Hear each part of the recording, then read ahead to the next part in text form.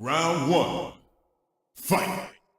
La infalibilidad papal no es magia, ¡Oh! ¡La caracola mágica! no es nuevas revelaciones, es una gracia negativa. O sea, es Dios impidiendo el error cuando el Papa enseña oficialmente sobre la fe y moral, como sucesor de Pedro.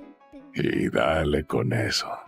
Fíjense ustedes lo que me dice aquí Lucho, ¿no? La infalibilidad es una gracia otorgada al Papa. Yo te pregunto, Lucho, ¿esa gracia otorgada al Papa es, digámoslo así, el Papa puede resistir a esa gracia? Si tú me dices a mí que el Papa puede resistir a esa gracia, yo te pregunto, ¿qué criterio objetivo estás utilizando tú para poder llegar a la conclusión de que el Papa no resistió a la gracia otorgada por parte del Espíritu Santo en esas circunstancias, ¿sí? No lo sé, tú dime. Round two. Fight. Vamos a comenzar ahora con el caso de Mateo 16. ¡Otra vez la burra al trigo! Yo voy a tratar de armar un rompecabezas para mi hermano protestante, para que tenga que lidiar con lo que nosotros los católicos creemos. Por lo tanto, me voy a basar en Mateo 16. Vamos a poner la lupa. Veamos, Mateo 16. Jesús pregunta, ¿quién decís que soy yo? Pedro responde, tú eres el Cristo, el Hijo del Dios vivo. Y Jesús, en lugar de corregirlo, le dice, bienaventurado eres, Simón, porque esto no te lo reveló carne ni sangre, sino mi Padre. Ahora Pedro no estaba en ese momento bajo el Teorustos. Dice aquí, obviamente no podía faltar Mateo 16, 18, el caballito de batalla, y dice que Pedro no fue Teonusto, sino que fue Teonusto Mateo, que fue el que escribió eventualmente el libro de Mateo, ¿no? Mira, yo me voy a arriesgar a algo aquí todavía, Lucho, ¿sí? Vamos a suponer que Pedro ahí fue infalible, ¿sí? Vamos a suponer que Pedro ahí fue infalible. Luego, ¿cómo esa infalibilidad se traslada al obispo de Roma y queda específicamente en el obispo de Roma? Luego tú vas a tener que responder lo siguiente, ¿sí? Recordemos que según la enseñanza oficial de la Iglesia, el Papa es infalible cuando declara una doctrina que debe ser creída por todos, ¿no? Yo te pregunto, ¿qué doctrina definió Pedro ahí, según los propios principios de Pastor Eternos? Ahí Pedro lo que hizo fue una afirmación en base a una pregunta que le hizo Jesús. Tú estás viendo infalibilidad donde el texto no lo está exigiendo por ningún lado. Tú estás haciendo una eisegesis. Es una pésima interpretación por parte de Lucho en este caso, ¿no? Aunado a eso, que obviamente carga la problemática histórica de que Mateo 16-18 no fue utilizado sino hasta el siglo III por Esteban I con vinculaciones papales. Hasta entonces ningún padre apostólico, ningún padre de la iglesia vino a utilizar Mateo 16-18 para podérselo atribuir al obispo de Roma, dice, ¿no? Este muchacho me llena de orgullo. La razón a mí me dice que es más coherente que haya un Papa infalible vinculante para que la verdad sea guardada como Cristo prometió. No me parece que este chico sea muy listo. Porque a Pedro le dijo, a ti te doy las llaves, y a Pedro le dijo, todo lo que atares será atado, y todo lo que desatares será desatado.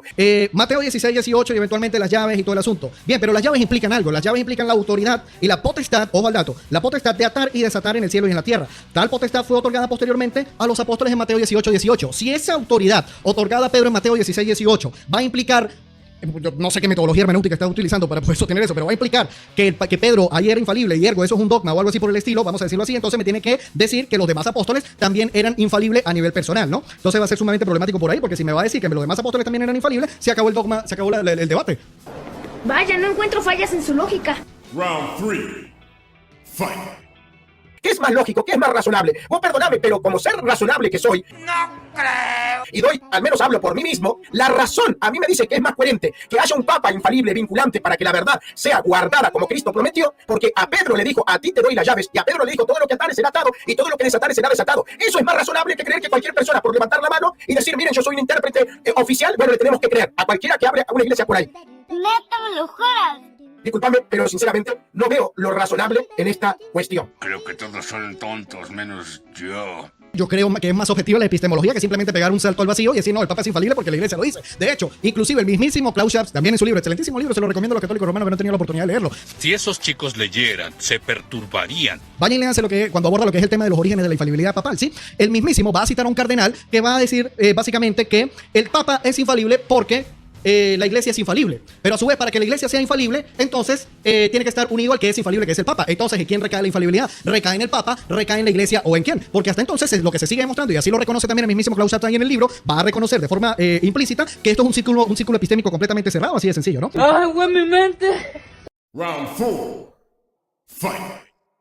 El Espíritu Santo, según la enseñanza, ¿sí?, de oficial de la Iglesia Católica, el Espíritu Santo asiste al Papa cuando éste va a definir una doctrina que debe ser creída por todo, un dogma, sí, para resumirlo así.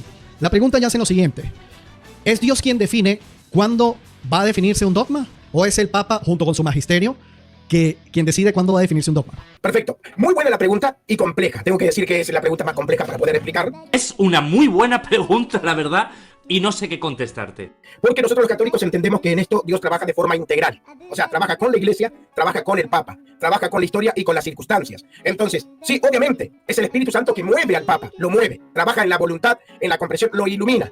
así como también va iluminando a la iglesia para que la iglesia vaya moviéndose a la necesidad de recibir una definición dogmática. Sí, pero la respuesta corta y breve, para no tener que explicar esto, que es bastante complejo, es el Espíritu Santo actuando tanto en el Papa como en la iglesia. Eso sí que es conveniente. Nótense que eventualmente Lucho tuvo que apelar a un recurso retórico porque él sabe las implicaciones teológicas que tiene la Constitución Dogmática Pastor Aeterno, que es que el Papa es asistido cuando la iglesia decide, por decirlo de alguna otra manera, cuándo se va a definir un dogma y no al revés, ¿no? Entonces lo que eventualmente viene a demostrar la problemática teológica que hay a la hora de afirmar esto. Inclusive me voy a venir por acá porque voy a citar al pastor de Hermas diciendo lo siguiente: el Espíritu Santo que viene de lo alto no está ocioso, habla cuando Dios quiere, no cuando el hombre lo desea. Según la propia enseñanza de la Iglesia Católica Romana, sí, que por decirlo de alguna otra manera, bajo la respuesta de Lucho, esto vendría a ser simplemente un ad hoc, ¿sí? Entonces sencillamente se sigue que básicamente, ¿sí? Repito, según la enseñanza oficial, ¿no? Según la enseñanza oficial, aquí Lucho acaba de refutar a su propia iglesia. Básicamente es el Papa quien tiene que, por decirlo de alguna otra manera, decirle al Espíritu Santo: venga a asistirme porque voy a definir algo de forma dogmática y que debe ser creído por todos, etcétera, etcétera. Así de sencillo. Pero eventualmente, como vemos en la tradición apostólica, nos encontramos con que es el Espíritu Santo que habla cuando quiere y no cuando el hombre decide particularmente cuándo va a definir algo. Recordemos que eso es, ojo, porque yo aquí me estoy basando en lo que dice la Constitución Dogmática Pastor Aeterno. Por eso que estoy diciendo, Lucho acaba de refutar a su propia iglesia. Final round. Fight. Por lo menos la Constitución Dogmática Pastor Eterno dice que el sucesor de Pedro es el que goza del carisma de la infalibilidad, ¿no? La pregunta es puntual: ¿es solamente el sucesor de Pedro el que goza del carisma de la infalibilidad papal? O sea, del carisma máximo de la iglesia o algo así por el estilo. La iglesia católica sostiene que el Papa efectivamente es el que tiene la infalibilidad papal, pero reconociendo la infalibilidad del magisterio, ¿no? O sea, infalibilidad magisterial, infalibilidad papal. Pero siempre el sucesor de Pedro es el que tiene la infalibilidad papal. Todo este maldito sistema está mal.